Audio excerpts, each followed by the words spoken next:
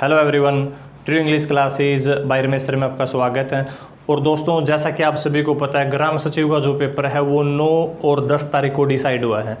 तो इसलिए उस पेपर से पहले हमें ये भी पता होना चाहिए कि भी कितना सिलेबस हमने पढ़ना है और जिस जॉब के लिए हम जा रहे हैं उसमें वर्क क्या है, इस चीज़ का हमें पता होना चाहिए। साथ में सैलरी कितनी है, इस चीज़ का हमें पता होना चाहिए। और प्रमोशन क्या है, कहाँ तक हम प्रमोट कर सकते हैं, ये भी हमें पता होना चाहिए। तो ये इस वीडियो में ये चारों चीज़ों में मैं आपके लिए लेकर आया हूँ, जिसमें आप सिलेबस के बारे में जान पाएंगे, वर्क जान पाएंगे, सैलरी और प्रमोशन, ये चारों चीज़ें आप जान पाएंगे। तो लीजिए शुरू करते हैं अपनी आज की वीडियो। तो सबसे पहले मैं आपको बता रहा हूँ कि भाई जो इंग्लिश है, इंग्लिश में आपने कितना पढ़ना है, क्योंकि पेपर से पहले आपको पता होना चाहिए भी कितनी चीज़ हमें पढ़नी है, कौन सी चीज़ ज़रूरी है। ये ना हो कि जो चीज़ हमारे लिए अननेसेसरी है हम उसको पढ़ते रहें। तो इंग्लिश में मैं आपको बताऊंगा कि हमें क्या पढ़ना चाहिए और कितना पढ़ना चाहिए।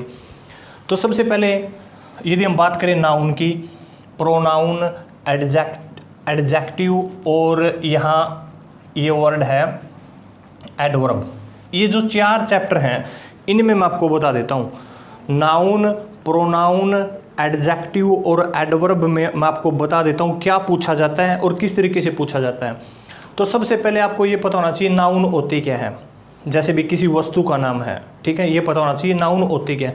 तो पेपर में एक वर्ड को अंडरलाइन करेंगे, जैसे हो सकता है वहाँ पर फैन को हो सकता है अंडरलाइन कर दिया जाए और पूछ लेंगे ये कौन सी नाउन है। हो सकता है फैन को अंडरलाइन कर दिया जाए, ये पूछ लेंगे कि भी नाउन है, प्रोनाउन है, एडजेक्टिव है या एडवर्ब है, इस तरीके से पूछा जाता है।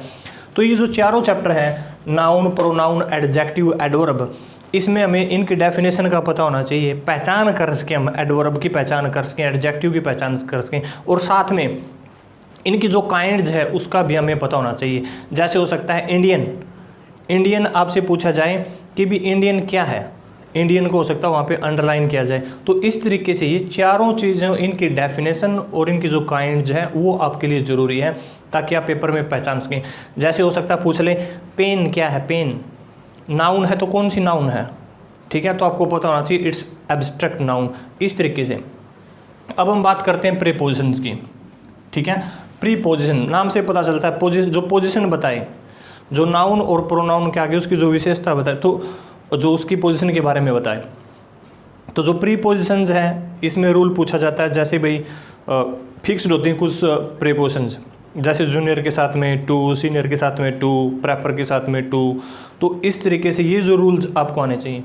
डेफिनेशन ज़्यादा ज़रूरी नहीं है, आपको ये पता होना चाहिए। जैसे नोक के साथ में एट, जैसे फोन के साथ में ऑफ, फिक्स्ड जो प्रीपोजिशंस हैं वो आपके लिए काफ़ी ज़रूरी है। तो ये चैप्टर भी आपके लिए काफ़ी इंपॉर्टेंट बनता है।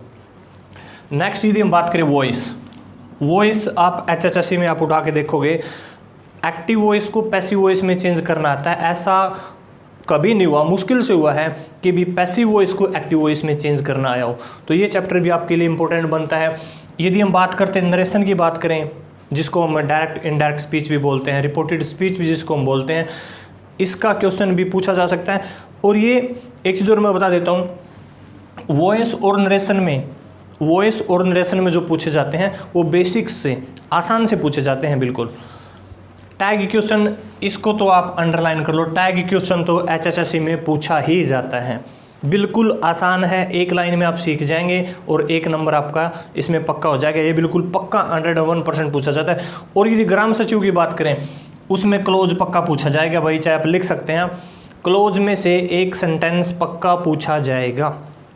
क्लोज जैसे principal clause, coordinate clause, subordinate clause, कि भी ये जो अंडरलाइन जो सेंटेंस है कौन से क्लोज का है।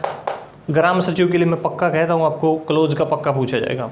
मोडाल्स में आपको पता होना चाहिए, कुछ रूल्स हैं, जैसे भाई रैदर के साथ में किसका यूज़ होगा, ठीक है, लास्ट के साथ में किसका यूज़ होगा, ये कुछ एक रूल्स हैं जो आपको याद रखने ज़रूरी हैं। वन वर्ड सब्स्टिट्यूशंस पूछा जाता है, बेसिक्स से आप याद कर सकते हैं। एंटोनिम्स, सिनोनिम्स, इडियम्स, ये मैं आपको सलाह देना चाहूँगा, जितने भी प्रीवियस HSSC एग्ज़ाम्स के एंटोनिम्स हैं, सिनोनिम्स हैं, इडियम्स हैं, मुहावरे, तो ये आपने पढ़ लेने हैं, क्योंकि इनमें से तो HSSC में बिल्कुल पूछा जाता है। और एक फ्रेजल वर्ब्स भी कई बार इंपॉर्टेंट होते हैं, जैसे सी ऑफ, मीनिंग पूछ लेते हैं, सी ऑफ का मीनिंग क्या होता है, लुक फॉर का मीनिंग क्या होता है, लुक के साथ में आता क्या है, ठीक है। तो ये भी काफ़ी इंपॉर्टेंट बनते हैं। और टेंस तो बिल्कुल इंपॉर्टेंट है, टेंस में से तो पूछा जाता है कि भी ये जो सेंटेंस है कौन से टेंस का है, या फिर इसमें वर्ब फिल करनी है, तो ये पूछा जाता है। ये जो इंग्लिश का मैंने बताया है, इससे बाहर इंग्लिश में आपको कुछ भी नहीं मिलेगा। एक चीज़ आप ये भी देख सकते हैं, जैसे मैथमेटिक्स डैश, इसमें प्लूरल है या सिंगुलर है, न्यूज़ डैश, इसमें सिंगुलर है या प्लूरल है, ठीक है। अ पेयर ऑफ स्पेक्टिकल्स, इसके बाद सिंगुलर है या प्लूरल है, ये चीज़ें भी काफ़ी इंपॉर्टेंट बनती हैं। तो ये जो मैंने इंग्लिश का आपको बताया है, इससे बाहर आपको ग्राम सचिव के पेपर में कुछ भी इससे बाहर आपको दिखाई नहीं देगा। ये चैप्टर आपने कवर करने हैं। और जहाँ तक जीके की बात है, जीके चाहे हरियाणा है चाहे इंडिया है, उसके लिए मैं आपको अलग अलग बताऊंगा कि आपने क्या पढ़ना है। यदि हम हरियाणा जीके की बात करें तो हरियाणा जीके बुक, यहाँ मैंने किसी बुक को प्रेफर नहीं किया है। आप किसी भी हरियाणा, कोई भी एक हरियाणा जीके बुक पढ़ें, ठीक है। कन्फ्यूज़ होने की बिल्कुल भी ज़रूरत नहीं है कि ये बेटर है, ये बेटर है, ये बेटर है। कोई भी एक जो आपको अच्छी लगे एक बुक आप पढ़ें, साथ में डिस्ट्रिक्ट वाइज जीके, ये काफ़ी बेनिफिट करेगी। इस चीज़ को पढ़ने के बाद, इस बुक को पढ़ने के बाद यदि कुछ रह जाता है तो आपका कवर कब हो जाएगा, जब आप डिस्ट्रिक्ट वाइज जीके पढ़ेंगे। जैसे आप पढ़ें करनाल की, ठीक है, जैसे आप पढ़ें हिसार के बारी बारी से कि हिसार में ये चीज़ें हैं, ठीक है, ये ऑफिसर्स हैं, ये डिपार्टमेंट्स हैं, अब ये यहाँ का इतिहास रहा था, डिटेल में उस डिस्ट्रिक्ट के बारे में पढ़ें। इस तरीके से कौन सा जो डिस्ट्रिक्ट है बड़ा है, कौन सा छोटा है, इस तरीके से सारी चीज़ें आप पढ़ें डिस्ट्रिक्ट वाइज, ठीक है। और यहाँ आपका कवर हो जाता है। इसके बाद ये चीज़ ज़रूरी है, करंट। अब बच्चों के सामने क्वेश्चन ये आता है, करंट जो जीके है वो कहाँ तक पढ़ें, कहाँ से शुरू करें, कहाँ तक पढ़ें। तो मैं आपको इसमें एक सुझाव देता हूँ, according to me 1 year current. जैसे आपका 9 या 10 तारीख का पेपर है, ठीक है, तो उससे पहले की जो 1 साल है पूरा आप 2020, ठीक है, पूरा 2020 और साथ में 9-10 से पहले के जो दिन है उनमें से भी पूछा जा सकता है। तो वहाँ तक मतलब कंप्लीट आप 1 साल की करंट पढ़ें, ठीक है। और जो ग्राम सचिव का पेपर देने जा रहे हैं, तो हम ये आशा तो करते हैं कि भी उन्होंने अखबार भी ज़रूर पढ़े होंगे, न्यूज़पेपर भी ज़रूर पढ़े होंगे। तो साथ में पंचायत रिलेटेड क्वेश्चन, ये भी काफ़ी इंपॉर्टेंट बनता है। If you are going to give ग्राम सचिव पेपर, तो panchayat related question also very important, तो ये भी आपके लिए काफ़ी इंपॉर्टेंट बनते हैं। तो ये थी हरियाणा जीके। यदि हम इंडिया जीके की बात करें, ये है स्पीडी। हालांकि उनके लिए ज़्यादा बेटर है जिनका जो बेस है ऑलरेडी मजबूत है, क्योंकि इसमें टॉपिक वाइज नहीं दिए गए, इसमें सिर्फ क्वेश्चंस दिए गए, लेकिन इसमें से क्वेश्चन काफ़ी पूछे जाते हैं, इंपॉर्टेंट है, इसको पढ़ना जरूरी है। लुसेंट जीके, एक आप जीके की लुसेंट भी पढ़ सकते हैं, और भी कोई एक जीके की बुक पढ़ें, ठीक है, जिसमें हिस्ट्री आप अलग से पढ़ें, पॉलिटिकल राजनीति से रिलेटेड उसमें अलग पढ़ें, डिटेल में उसमें आप पढ़ें, ठीक है। और रही बात, इसके बाद है करंट 1 ईयर। इसमें भी, क्योंकि ये तो हमने हरियाणा की जो करंट थी, ये इंडिया लेवल पर, वर्ल्ड लेवल पर भी जानना जरूरी है। जैसे आपको चाइना के बारे में पता होना चाहिए, ठीक है, अमेरिका के बारे में, क्योंकि ये काफ़ी, इनके बारे में काफ़ी बातें चली हैं, अमेरिका के बारे में आपको पता होना चाहिए, ठीक है, पाकिस्तान के बारे में पता होना चाहिए, इंडिया के बारे में तो आपको होना ही चाहिए, जैसे श्रीलंका, बांग्लादेश, तो इन देशों के, इनके बारे में भी आपको पता होना चाहिए। एक जो वर्ल्ड इवेंट्स हैं, जो भी गेम बड़े लेवल पे जो टूर्नामेंट्स, ठीक है, वही हैं, उनके बारे में भी आपको पता होना चाहिए। और जो ये है, इस पे आपने फोकस करना है। यदि हम बात करें साइंस की, हम बात करें तो आपको पता है, वैसे तो एनसीईआरटी हर चीज़ में इंपॉर्टेंट है, साइंस में एनसीईआरटी क्वेश्चंस पे आपने काफ़ी फोकस करना है, ठीक है। साइंस जितनी हो सके आपने एनसीईआरटी 6, 7, 8, 9, 12 सारी क्लासेस की आपने एनसीईआरटी देखनी है, ठीक है। इसके लिए आप एनसीईआरटी बुक्स भी लेकर आ सकते हो, लेकिन इसके साथ साथ में मैं आपको कहूँगा कि आपने एक साइंस की बुक भी पढ़नी है, कोई एक अलग से कोई साइंस बुक, कोई मैं आपको लुसेंट, ठीक है, कोई भी प्रेफर नहीं कर रहा, कोई भी आप एक अलग से एक बुक इसमें पढ़ सकते हैं, ठीक है, जो that should be only for science. जो और अब हम बात करते हैं हिंदी। आसान मानते हैं हम हिंदी को, अपनी मातृभाषा समझ के ओवर कॉन्फिडेंस में इसमें काफ़ी गलतियां करके आते हैं। तो इस पर भी हमें उतना ही सीरियस, उतना ही फोकस रखना ज़रूरी है जितना कि जो अदर सब्जेक्ट हैं उन इतना सीरियस होना इसके ऊपर भी ज़रूरी है। तो क्या पढ़ना चाहिए इसमें? तो इसमें मैं आपको एक प्रेफर करता हूँ, एक बुक है ल्यूसेंट बुक। एक ही बुक आपके लिए काफ़ी है, ल्यूसेंट बुक, क्योंकि मोस्टली बच्चों का जो हिंदी का जो बेस है वो अच्छा होता है।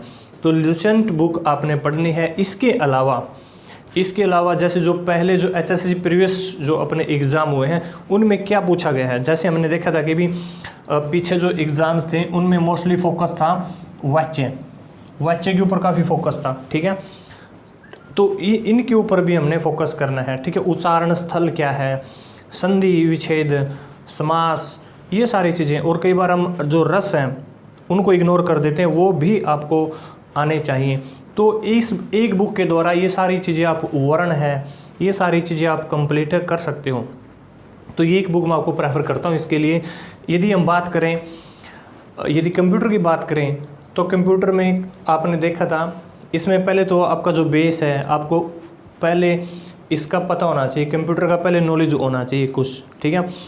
और इसके अलावा कोई भी एक बुक आप इसमें पढ़ सकते हैं। प्रैक्टिकल नॉलेज भी थोड़ा ज़रूरी है। थ्योरेटिकल तो वो तो अपने पेपर के लिए हमने तैयारी करनी है थ्योरेटिकल तो, लेकिन साथ में कंप्यूटर का कुछ प्रैक्टिकल नॉलेज भी होना चाहिए। और यदि बात हम करें मैथ्स की बात करें, जो कि काफ़ी इम्पोर्टेंट हमारे लिए, ठीक है। और वैसे तो आप सभी को पता है जो HSC है उसका कोई पैटर्न तो है नहीं, फिक्स पैटर्न है नहीं। और हमने पिछले एग्ज़ाम्स में देखा भी है कि बच्चे तैयारी करके कुछ जाते हैं और पूछा कुछ जाता है। लेकिन फिर भी मैथ में अब की बार हमें थोड़ा और ज़्यादा प्रिपेयर होने की ज़रूरत है। तो मैथ में एक तो सीधी बात ये है 6 to 10th तो हम पहले से पढ़ते आए हैं, 6 to 10th जो क्लासेस का जो मैथ है वो पढ़ते आए हैं, ठीक है। इसके अलावा अब की बार हमें +1 +2 के जो बेसिक जो चैप्टर की जो शुरुआती चीज़ें हैं, जो बेसिक चीज़ें हैं वो जानना भी ज़रूरी है। इसके अलावा आर के अग्रवाल का जो मैथ है इसके ऊपर भी हम फोकस कर सकते हैं। आर के अग्रवाल का, उसमें उसका रीज़न ये है, उसमें उसी प्रकार के क्वेश्चन पूछे गए हैं जैसे कि एग्ज़ाम्स में पूछे जाते हैं।